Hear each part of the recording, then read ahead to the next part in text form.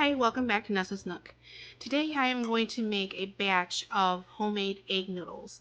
I'm going to do that in my KitchenAid stand mixer. I'll raise this down so you can see what's going on instead of just looking at me. So I have my 7-cup KitchenAid, and what that is in here already is 3.5 cups of all-purpose flour that's been sifted. And what they want is 4 large eggs. And they want you to start off with the beater blade first, and then you're going to go ahead and transfer that over to the dough blade, which is that one. I suppose you could probably do this without a KitchenAid, but I have a KitchenAid, so I'm going to go ahead and use it. So, and then you add 1/4 cup of water. You raise this up, and then you go ahead and put that on too. It's set for about 30 seconds.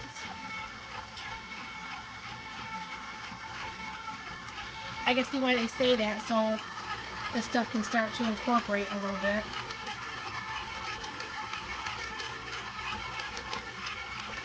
Right. Let me shut that off. Release that. And this is one thing I don't like about the lift up ones versus my tilt head. It was a lot easier to get the accessories off there, but I needed something that was a little bit more powerful because I use my attachments all the time, and I pretty much ruined my accessory port for my old KitchenAid. So then what you're going to do is put on your dough blade, raise it back up, and then you are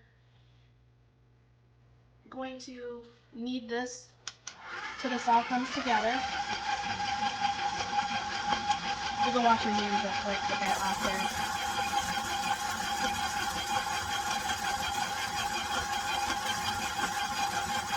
Somehow I think that's going to need more water.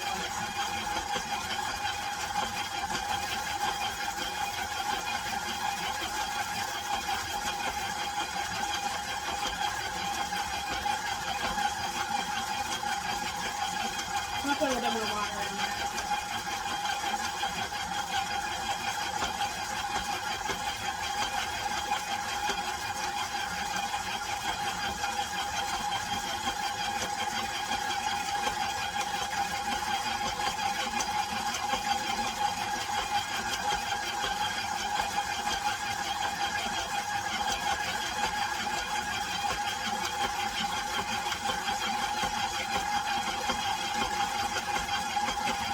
Some days you need more water than others. Some days you don't.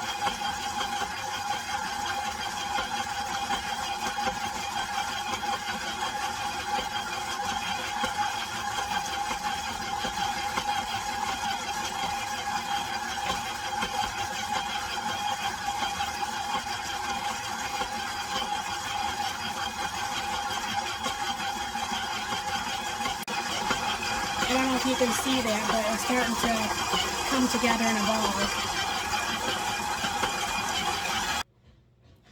Okay, now that's all mixed. And you're going to let that set with a covered towel for 15 minutes. While I'm waiting for the dough to get done, this is where the KitchenAid, this is the dough press, and I'll show you how that's going to work. And what you're going to want to do is, like I said, there's that, on every KitchenAid thing, there's the hole there and the little thing there, so you're going to want to line that up and tuck that in. Now when I go to, actually when the pasta gets dry, let me move over here so you can see, there's actually, I have a spaghetti and an egg noodle one. I've never used really the spaghetti one, but this is the egg noodle one that once the noodles get dry, I'll be hanging them up actually on hangers. It looks kind of really crazy in here for a minute, but make sure you have your counters clean and sanitized, and your hands are clean and sanitized and everything before you start all this. And when I get done with this, what I plan to do is I plan to actually, I think it doesn't work today. What I plan to do is actually put this actually on my uh, freeze dryer trays. My freeze dryer is empty, believe it or not. And I'm going to freeze dry whatever amount of egg noodles I get for long-term storage. On a previous video, I said my mom always made this thing called oxtail and noodles. I don't like oxtail. I make mine with actually just roast, and that works out just fine. And I'm almost out, so it's time to make another batch. And I couldn't make it for the longest time because I couldn't find my egg noodle attachment thing. So I'll bring you back in a few minutes as soon as this dough is done setting, and we'll start the process. Okay, it's time. So what I'm going to do is, I don't know how many different ones this will make, but what I usually do is I just kind of try to press it down a little bit. I have a little bit of flour here on my counter, and I start this off at 0, and then I go ahead and turn it on. And then what happens is, other than it's caught right there, but you run this through several times, so it's not going to matter. And usually what I just do is obviously this needs a little bit more flour, but you just run this through, and you try to make it as smooth as possible. And this is, of course, making me look kind of foolish right here, but it'll get together here in just a minute. That was probably too big of a piece to begin with. And then you just keep feeding this through.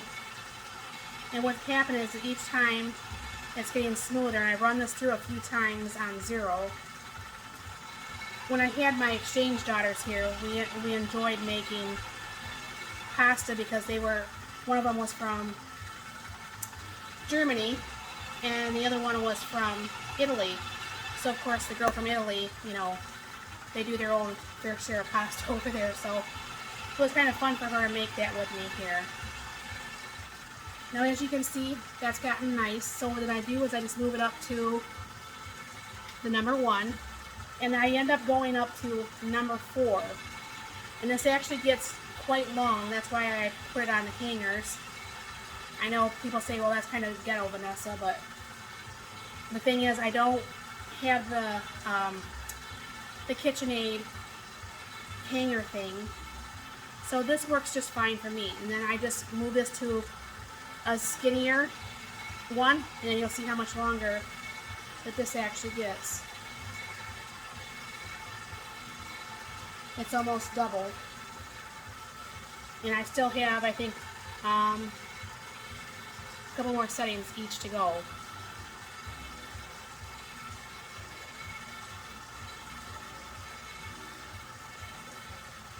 And I just try to run this through each level a couple times. Sometimes you might have to add a little bit of flour if you feel like it's catching or anything like that. Now they do actually have manual presses, and that's fine, but like I said, I have my KitchenAid. I love my attachments. This is probably my second favorite KitchenAid attachment. My first one obviously is my chopper, or the Chopper 1 food processor attachment. And this should be the last one I'm going to go through. Now, there's other ones to make this actually even thinner. I don't go much thinner than this because this is going to be egg noodles, not spaghetti or something. And that just broke. I'll run that part through. What happens if you get too long?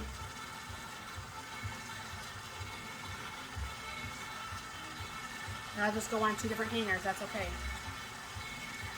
But as you can see how much even this piece that broke in half, how much skinnier that one's gotten. I still have to run that other one through one more time. Just lay that over there for a second. And then I actually have it's not a curtain rod, but an adjustable rod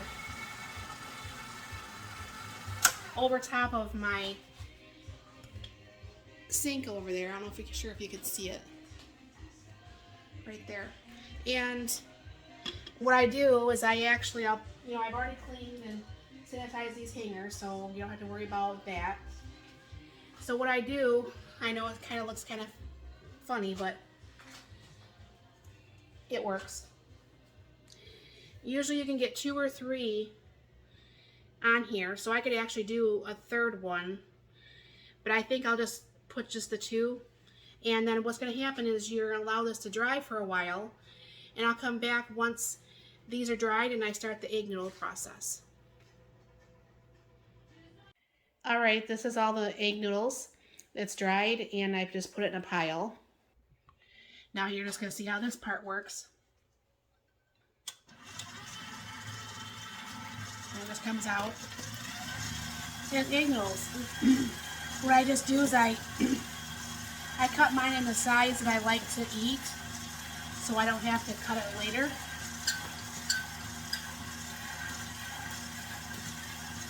And let me drop this down some so you can see the noodles.